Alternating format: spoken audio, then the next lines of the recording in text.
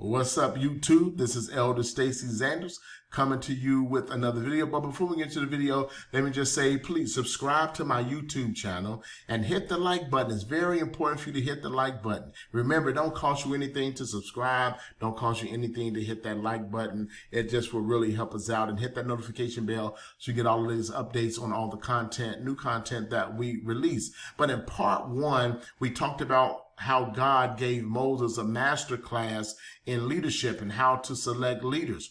And in this video, now that God showed Moses come to building the tabernacle of God, he gave Moses the blueprint. Then he showed Moses how to pick the correct leadership for the task. And now the raw materials are in the hands of the congregants or the people. They have the raw materials that's needed to get the work done. But I like how the skill is. See, if you go to the Bible, Peter says that God has given us all things that pertain unto life and godliness. And if we go to scripture, we will see exactly how leaders are supposed to conduct themselves in these situations. But we're going to go into chapter Exodus. We're going to move in chapter 31 in the last video, in chapter number 35 in this video. And let's just take a look at here at how Moses does this. Exodus chapter 35, verse number 4. Moses said to all the congregation, he called the people to him, and the congregation, all the congregation of the children of Israel. And Moses says, this is the thing which the Lord commanded, saying, take from among you an offering of the people of the Lord. Whoever, listen to it, here's the key, whoever is of a willing heart, let him bring it as an offering unto the Lord. That is the key. Whenever you're in a leadership position, you don't want to be a domineering leader.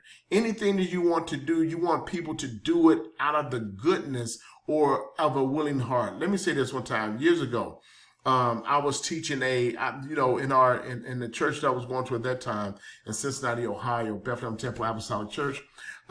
We had 3 years of leadership training. And after that 3 years was up, I was tasked with now teaching the leadership class or the inner circle that we had in the church. And one of the other ministers told me to go to the pastor and get him to force people to come to the class, like make them come, make it a requirement to come. But it was up to me to make that decision. And I told them no.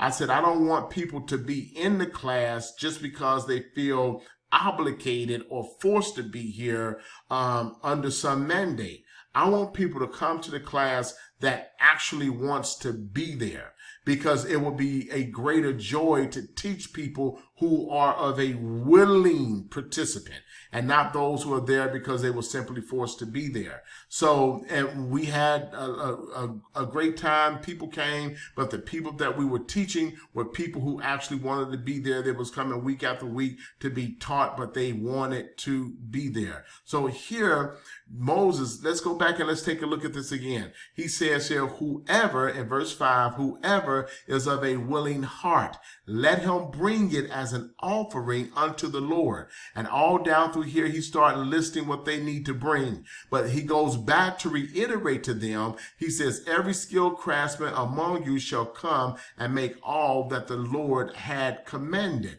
Here, Moses, as a leader, when you are a leader, inspiring the people, tell the people what is taking place, what's going on. One of the things through my years is when leaders hide things, subtract things, and don't put things out there, number one, it causes people to mistrust you.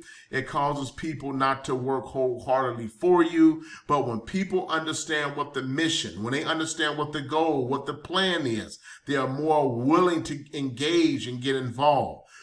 And I've practiced this down, whether it was in the church, whether it was on the job, whether it was in business. I put these things to practice. When people understood where I stood, when they understood my mind and my heart, I could get more out of them. They was much more willing to trust my ability to lead than for me hiding and covering and not telling them things. I've learned this through experience. Sometimes you have to just put your cards on the table when you're dealing with people so they can understand. And that's what Moses is doing here in this verse. He's putting the cards on the table. From verse 6 down through verse number 19, he's telling them this is what God said. He's not taking the mission of God and hiding it and holding it to himself. Remember, I said in the last video, a good leader knows how to harness other people's strengths and use those strengths to benefit the company. And when people know where you are, they are more willing to give their all to you. Let me give you one more example before we move on. I've talked about this in another video. I managed this warehouse up around in Hamilton, Ohio, Fairfield, Ohio, Hamilton, one of them, and 500,000 square foot facility. And what they would do is, and my promotion came, I had to fight for it, but it was legitimately mine. And I'm not going to, I've made videos on discrimination and racism in the workplace. And I made that one reason because I experienced that. So when it came to be promoted, put into the management position, I was the one that should have been promoted, and deservingly so. But they eventually went back. I said, you cannot just hire somebody from the outside come in when the company hires from within. So what they did do is they went and rehired someone else that used to work there, gave the person more money, and they made both of us jointly there. And then we just have to work every other weekend. And what they would do, inbounds and outbounds, since it was a cold storage facility, they would put 15 more trucks on my schedule, even during the weekdays when I was completely in charge, put more workload on my schedule. But I've always been an analytical organizer type of guy. But one day, the crew was upset because they felt like they was being slighted because of me. I had one person, because I was always working with those folks. One guy, Jimmy, who kind of led the way. He stood up, said, look, they messing with Stacy. They also messing with us. So we need to bust our butts for him to show them that we're not going to put up with that. And they got motivated, they got inspired, and we began to produce numbers that they just could not reject. But I was always an inspirational, cooperative, and a leader, and I spoke up for my guys. I took up for them, and it was being paid back in kind. But this is what true leadership is. You have to be able to motivate and inspire your people to do what needs to be done. Let's go back here and take a look at this. Down in verse number 20, it says, look, Moses brought the people to him. Then he sent the people away. And verse number, look, right up here in verse number 5, whosoever is of a willing heart, let him bring it as an offering unto the Lord. All right. It says right here in verse 20, look at this, and we're almost done. It says that all the congregation of the children of Israel departed from the presence of Moses. Everyone whose heart stirred him and everyone whose spirit was willing came and brought the Lord's offering for the work of the tent of meeting and for all its service and for the holy garments. They came, both men and women, as many as had willing hearts, and brought. All right. Now, here's the next key. Everybody's not going to have a willing heart. Everybody's not going to follow you.